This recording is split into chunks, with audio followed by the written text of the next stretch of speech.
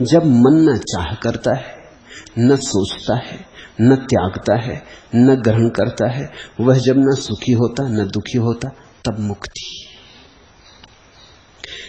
तदा मुक्तिर्दा चित्तम न वांछति न सोचती, न मुंचति न गृह्णति, न हृष्यति न कुप्यति।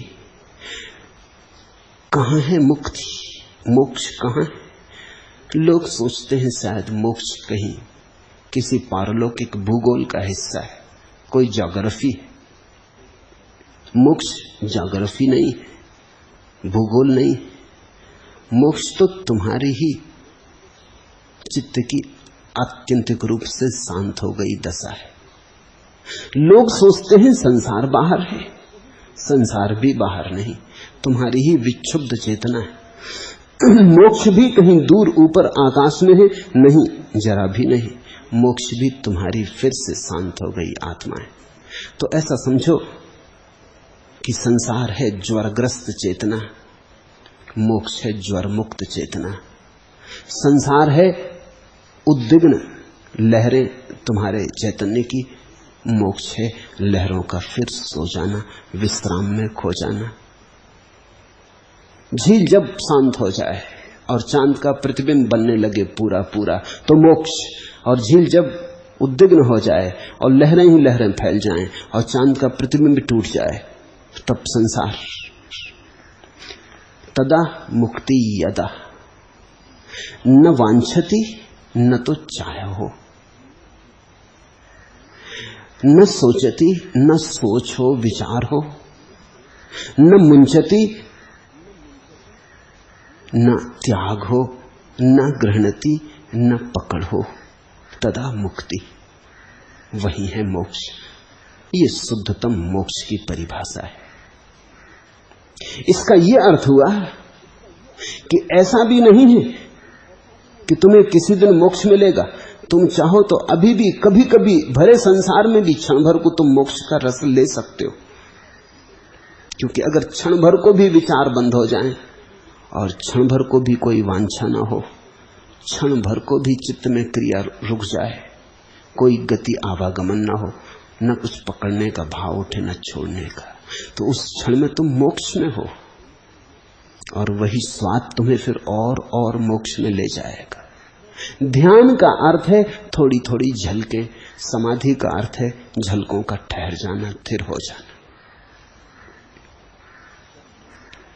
जब मन न चाह करता है, लेकिन तुम देखो जिनको तुम त्यागी कहते हो वो भी चाह कर रहे हैं, मोक्ष की चाह कर रहे हैं। अष्टावक्र की परिभाषा में तुम्हारे त्यागी त्यागी नहीं। तुम पूछो अपने त्यागी से कि तुमने संसार क्यों छोड़ा, वो कहता मोक्ष की तलाश में।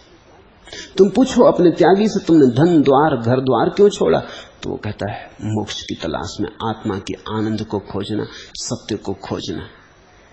मगर ये तो फिर त्याग न हुआ। संसार और मोक्ष अष्टावक्र की परिभाषा में तुम्हारे चित्त की दशाएं हैं, चाह और अचाह की। जब मन न चाह करता है, न सोचता है, न त्यागता है, न ग्रहण करता है, न सुखी होता न दुखी होता, तब मुक्ति है। तदा मुक्ति। जब मन एक रस होता, बस होता,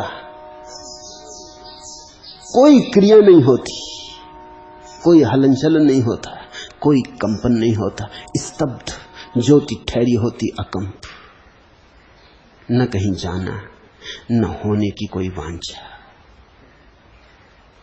जैसा है ऐसा सर्व स्वीकार, ऐसी तथाता।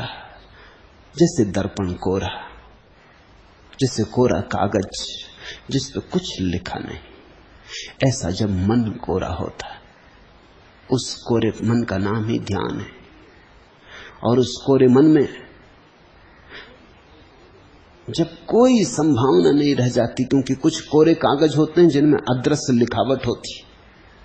कोरा कागज हो सकता है, लेकिन ऐसी रासायनिक प्रक्रियाएं होती कि तुम रासायनिक द्रव्यों से लिख सकते हो, दिखाई ना पड़े, थोड़ी आंच बताओ तो दिखाई पड़ने लगे। जब कोरा कागज ऐसा होता है कि उसमें अदृश्य लिखाई भी नहीं होती, कितनी ही आंच दिखाओ कुछ भी दिखाई नहीं पड़ेगा, कुछ भी पैदा नहीं होगा, तब जानना आ गए अपने घर, मंजिल मिली, तदा मुक्ति। जब मन किसी दृष्टि अथवा विषय में लगा हुआ है तब बंध है, और मन जब सब दृष्टियों से अनासक्त है तब मोक्ष है। हरि ओम तत्। आज इतना।